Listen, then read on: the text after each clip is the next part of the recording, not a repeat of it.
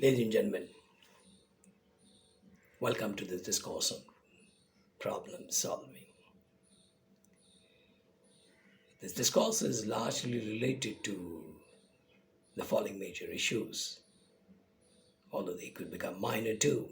The issues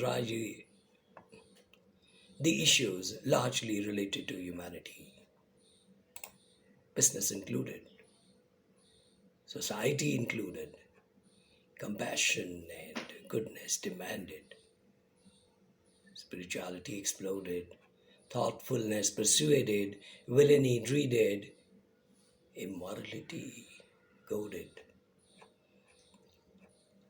We're going to look at problem searching, problem identifying, problem diffusing, solution forming, decision making, decision implementing, action monitoring. Every problem-solving workshop innately, persuasively, and sometimes infinitely probes to understand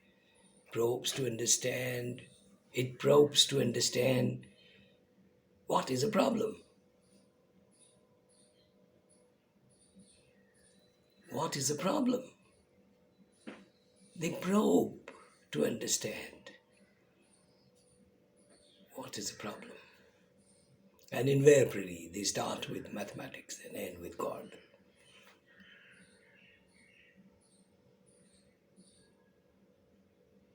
God is epitome of larger mathematics.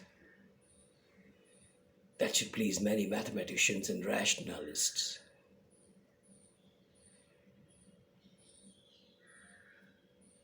But the problem is that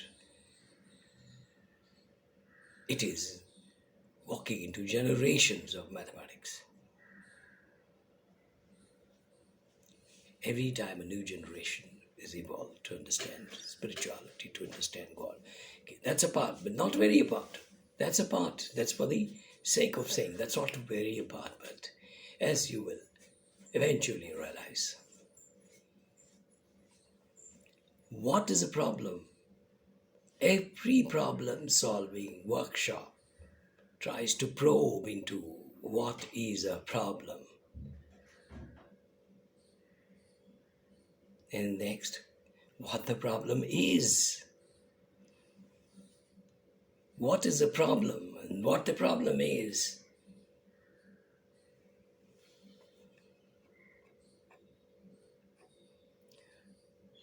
Thankfully, languages have always created that provision for new perspectives, new questions within the question. What is a problem? And what a problem is, or what the problem is.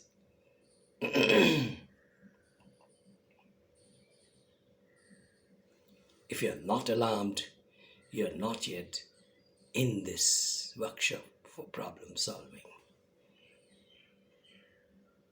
But it doesn't matter. We're going to have a marathon, a never-ending discussion on problem solving. Maybe we would see episodes running into maybe 80, 90, 100 plus, maybe, we don't know. But we want this project to succeed because there's so many people who are innocent, who are struck by problems. There's so many people who are innocent of the fact. They are innocent of the fact that they have been struck by a problem.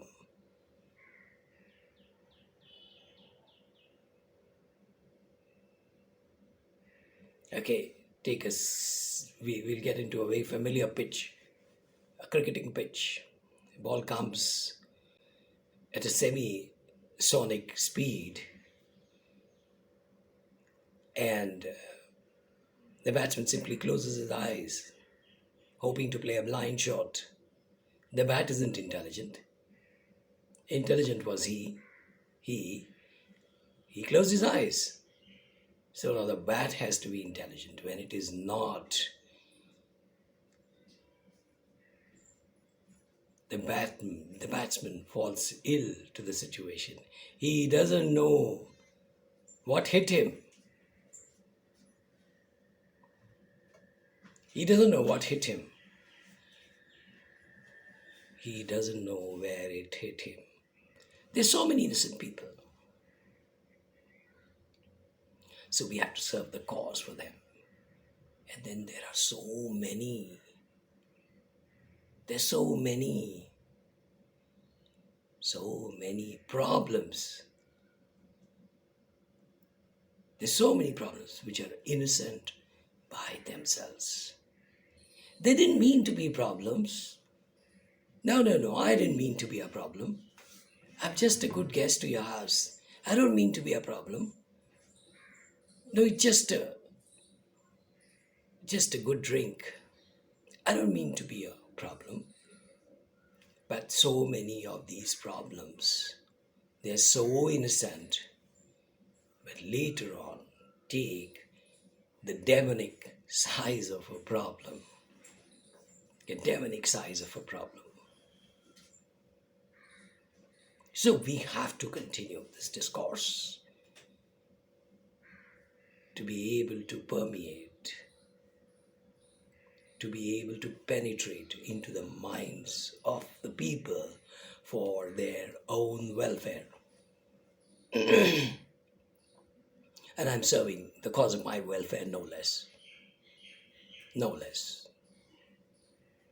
Ever since me and my organization embarked on this plan, we are changed people. We are driven by compassion of much higher generation. Our eyesights have started working much better. We can do focus and we can do a telefocus all at the same time. Now let's try and ease some of our troubles. They say if you want to make one line small, then you can probably, try and draw a bigger line next. May not be that cunning an approach, okay? Don't tack the cunningness here. Probably, yeah, but it is something which would become soothing for us. So I'll take an allegory with medical industry. I'm sure at the beginning of the evolution of medical industry, far into the history, at the beginning of the evolution of the medical industry, some quacks would have gotten together in the darkness that is lighted by a fire that spreads the aroma of a good food incoming. They would have gotten together over a supper and discussed, excuse me, how do we nominate something as a problem? Somebody's nail aches. Somebody's toe is not healing. How do we nominate these as problem? Albeit, they would be talking about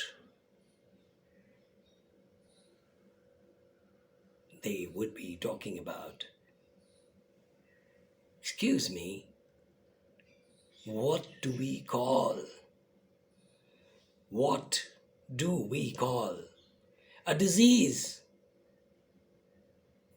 What do we call a disease? Remember, 2 steps. What is a problem and what the problem is. What do we call a disease? Thankfully, medical industry is very advanced.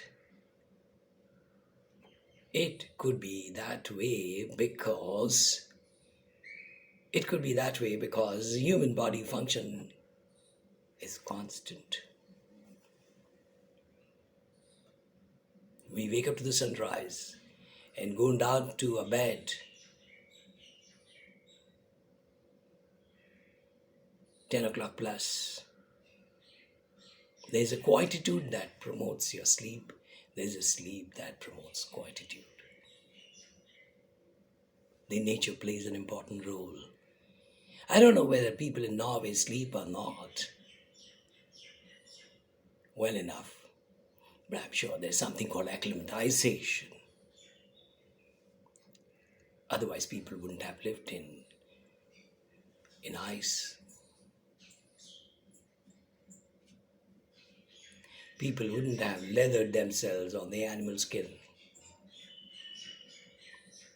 They're doing it and they got away with it. I'm sure evolution is happening everywhere. Because God has made the body function constant, consistent, if not strategically complementary. We always reserve the left hand for the last bite of an attack. Mostly we use the right hand. Complementary. When there is nothing to see, we listen to things more. When there is nothing to see and nothing to listen, nothing to touch and smell, we use a third eye. So I said, God has made body function constant and complementary too. And that is a strategy. If he is not given a strategy, we could create a strategy.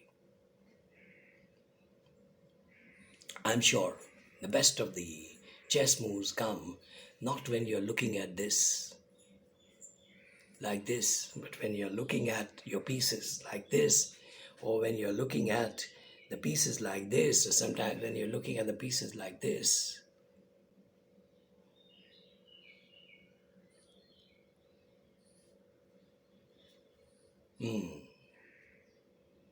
God has made things constant, consistent, even if you want to ignore the strategic complementary character of those. Invariably godly propositions, godly inventions, the body, the hand. How does it happen that when there is a rhythm, I play like this only? When I play a piano, I play with both hands. How does it happen? There are very few things I do with two hands. But when I think of signaling a piano, I always use this. Why? I never played piano in my life. I'm told it is too heavy to be gotten into the fourth floor where I live.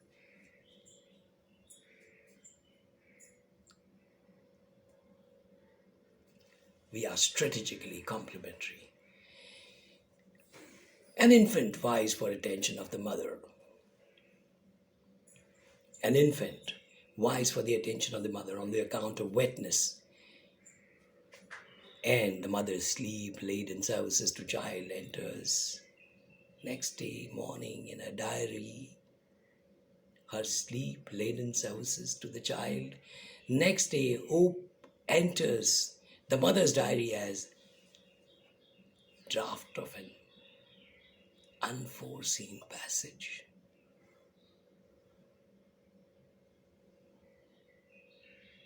Draft of an unforeseen passage. She had not foreseen this passage in her life. And the larger-than-life character of the mother evolves slowly out of the new experiences that evolve around her. So besides what we do with the problem, there's something happening otherwise also. I don't like a certain dish and I'm in a party, but there are others who are jolly well eating that food. I say, heck of a big noise here.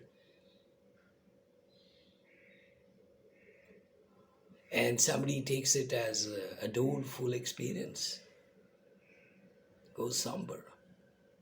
And the same music which is so loud and so harsh for me.